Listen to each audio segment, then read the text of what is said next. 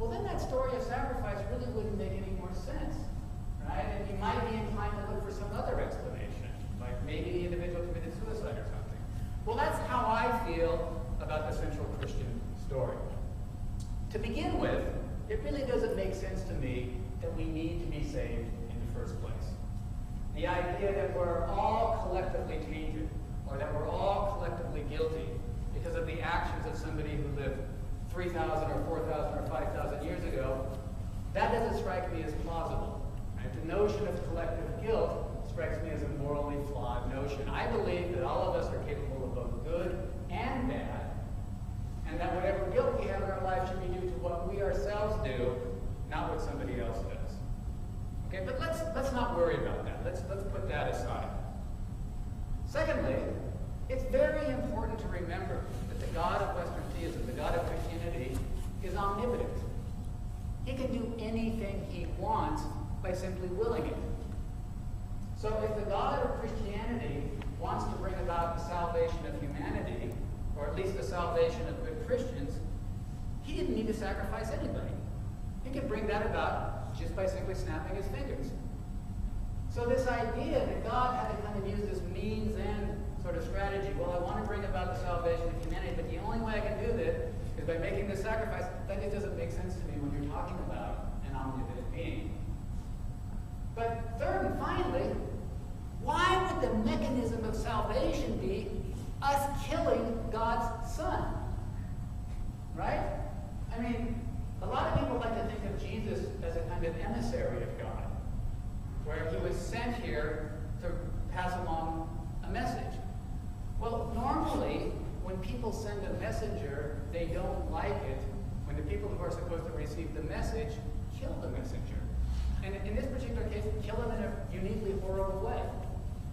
So I just don't understand why the mechanism or the device of salvation would be us, in effect, torturing Jesus to death. That just doesn't make sense to me.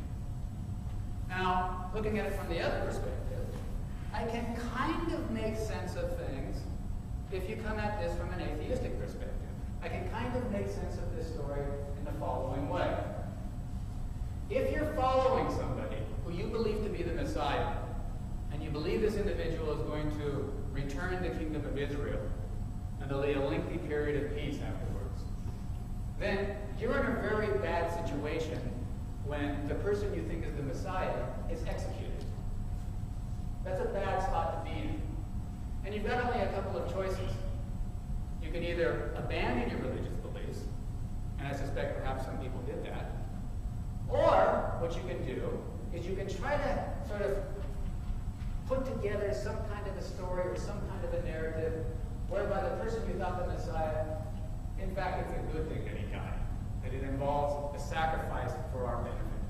I can see how you might try to sort of put together a narrative that makes sense of what happened in that way, and just sort of hope that people don't worry about things in the way that I worry about things. Right? So it seems to me that just the central core narrative of Christianity in itself doesn't make sense, but I can kind of see how it came about if this is a human creation. All right, that's one kind of consideration. Let me give you another one. As long as we're talking about suffering, as Steve knows, and I'm sure most of you know, one of the most traditional problems with Western theism is something called the problem of evil. Why does an all-powerful, all-loving, all-knowing God permit the amount of suffering that we see in the world? Just this week, there are these horrendous earthquakes in Southeast Asia, and hundreds of people lost their lives, a lot of people lost their homes. There's a tsunami that went with it, and actually, on a sort of historical scale, this was a fairly minor catastrophe. Human history is just filled with all sorts of disasters and catastrophes that have killed thousands and thousands of people, many of them natural disasters, plagues, floods and earthquakes and things like that. And then, of course, there's the disasters that we bring about, that are brought about by humanity in terms of wars, things along those lines. I think sometimes it's helpful to think of these in concrete terms. I mean, the thing that sort of focuses my mind with regard to this issue is think of a good Christian young child who is horribly burned over 80% of his body in some sort of a fire and lingers in a tremendous amount of pain and suffering for a number of weeks and then eventually dies. It just doesn't seem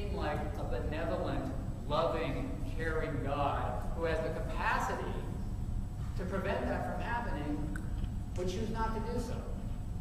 Okay? Now, as Steve and all of you know, there's a sort of minor industry in the philosophy of religion that tries to deal with this issue. It's called constructing a theodicy. And theodicies try to make sense of this kind of suffering from a Christian perspective or from a theistic perspective. And we can talk about some of those later if you like. Suffice to say that for me, I don't tend to find these theodicies completely convincing. But let's put aside earthly suffering, and let's talk about a different kind of suffering. Suffering that the question is not so much why does God allow it, but why does God actually seem to be directly causing it? Right. Now, step back for a minute and ask yourself, when we think of evil, what comes to mind?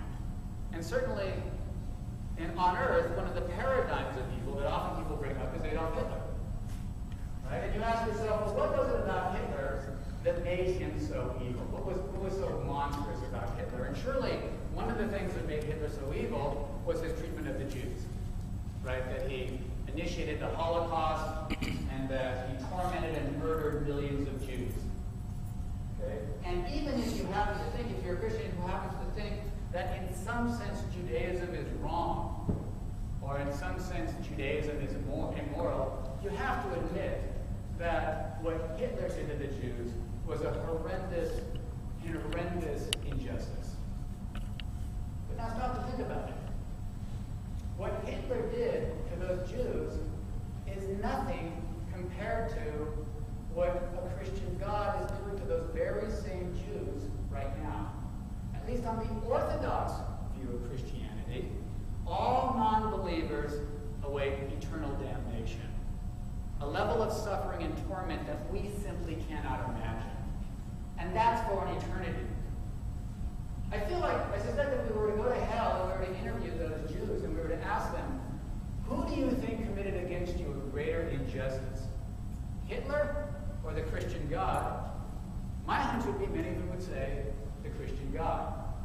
This idea that an appropriate sort of punishment, even if you think, as I said, if you think in some sense that Judaism is itself in some sense a crime, you have to admit that that punishment does not fit that crime. It's not just. Okay? Now, what am I really saying here? Am I saying that a Christian God really does exist and he's an evil, evil being? No, what I'm saying is that the Christian claim, the Orthodox Christian claim at least, the traditional Christian claim, that a morally perfect and just being would believe that an appropriate sort of punishment for people who don't quite love him in the right way, don't quite worship him in the right way, is this kind of eternal suffering. I'm saying that claim is absurd. That just doesn't make any sense to me. Okay. Now, by contrast, if I adopt a view that the doctrine of eternal damnation is a human invention, then I can start to make sense of it. Right? It would serve a couple of functions with regard to the religious system. One function is that it would serve as a kind of scare tactic to keep people in mind. You better believe this belief system or else horrible things are going to happen to you. And that's actually a very common tenet of a lot of different religious systems. They have that in there for that reason.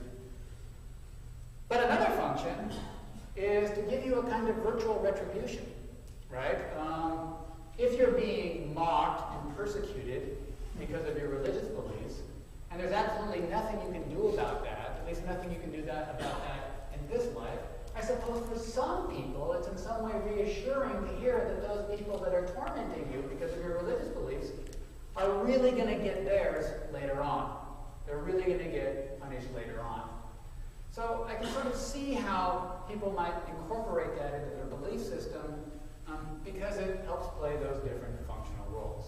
But that's not in keeping with a theistic perspective, that's in keeping with an atheistic perspective. So what I'm trying to suggest here is that, as I said earlier, and I think Steve probably agrees with this way of looking at things, two different worldviews. The worldview that strikes me as being the most plausible in terms of explaining these and a variety of other considerations is the atheistic